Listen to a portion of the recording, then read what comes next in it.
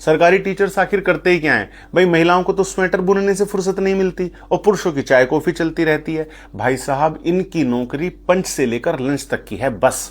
बच्चे कहां पड़े हैं इस बात से इन्हें कोई मतलब नहीं है। इनसे तो महीने के आखिर में मोटी मोटी गड्डियां उठवा लो बस। सरकारी शिक्षकों के प्रति ऐसी सोच रखने वालों से आज मैं कुछ सच साझा करना चाहूंगा। जिन सरकारी टीचर्स को आप लोग पानी पी पी कर कोसते हैं, यही वो लोग हैं जो अपना शिक्षक धर्म निभाने के साथ साथ चुनाव, SIR और जनगणना जैसे राष्ट्र हित के कार्यों को अंजाम देते हैं। जब आप लोग मई जून के महीने में शिमला और स्विट्जरलैंड की छुट्टियां प्लान कर रहे हैं, तब यही सरकारी शिक्षक 47-48 डिग्री के झुलसाने वाले तापमान में घर घर जाकर पूरी शिद्दत के साथ डेटा कलेक्ट कर रहे हैं। भारत में पहली बार ऑनलाइन सेंसस हो रही है। ये इन शिक्षकों की ही काबिलियत है जिन्होंने इतना बड़ा सिस्टम इतनी आसानी से समझ लिया और उसे आत्मसात कर लिया। एक महिला शिक्षिका जो घर पर छोटे बच्चों को छोड़कर आती है, वो फील्ड में जाकर दीमक की बांबी जैसे बने छोटे छोटे घरों का कोना कोना छान मार आती है। 50-55 साल के वो शिक्षक जिनका तकनीक में हाथ हल्का है लेकिन जिनके पैर में गठिया का दर्द पूरा है, वो भी बहुमंजिला इमारतों में ट्रैकिंग करते हुए चढ़ जाते हैं। आपको पता है कि युद्ध स्तर के ये काम केवल सरकारी शिक्षक ही क्यों पूरा कर पाते हैं? क्योंकि सीखना सिखाना इनकी नसों में बसा है।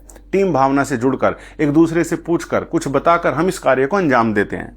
और सहानुभूति के लिए नहीं कह रहा हूं, पर हमारे महानगरों में कुछ ऐसे एरिया हैं जहां सूरज की रोशनी तक नहीं पहुंच पाती। सुरक्षा के लिहाज से देखें तो अकेला आदमी जाने में भी डरता है। वहां हमारे स्त्री पुरुष शिक्षक अपना कर्तव्य निभाते हुए बेधड़क चले जाते हैं। हाँ, बहुत सी जगह हमें सहयोग भी मिलता है, पर कुछ लोग तो दरवाजा भी नहीं खोलते। कोई सीधे मुंह बात नहीं करता, कोई अभद्र व्यवहार कर देता है, और कोई महिला शिक्षिका से कहता है कि हे स्त्री तू कल आना, और कोई हमें धमकी देता है कि अगर तुम अभी नहीं गए तो तुम्हारे पीछे कुत्ता छोड़ दूंगा, और कई बार तो हमें वाकई कुत्ता काट भी लेता है। और वो शिक्षक जिनके सम्मान में सुबह सुबह पूरी क्लास बेंच छोड़कर खड़ी हो जाती है, वो खड़े खड़े इस अपमान को सहन कर लेते हैं। जानते हैं क्यों? क्योंकि राष्ट्रहित और राष्ट्र सेवा हमारे लिए सर्वोपरि है।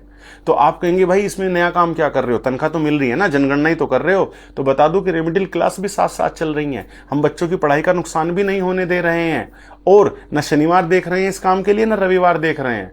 तो भाई हमें बताकर क्या जताना चाहते हो? एहसान जताना चाह रहे हो? नहीं, आप लोगों से एक अनुरोध करना चाह रहा हूं कि अगली बार लू धूप में पिटता कोई शिक्षक यदि आपके घर तक आए, तो उसे अगर आप चाय शरबत भी ना पिला पाएं तो 2 प्यार के मीठे शब्द उससे जरूर बोलिएगा। हो सके तो उससे 1 गिलास पानी ही पूछ लीजिए। अगर उसका सम्मान भी आप ना कर पाए तो उसका अपमान ना करें। और सबसे जरूरी, अपने कीमती समय में से 10 मिनट निकालकर इनकी जानकारी देने में इनका सहयोग करें, क्योंकि इसी जानकारी से सरकार आपके लिए नीतियां बनाएंगी। और वैसे भी यह काम केवल सरकारी टीचर्स और सरकार का नहीं है, हमारे पूरे देश भारत और उसके हर एक परिवार का है। धन्यवाद।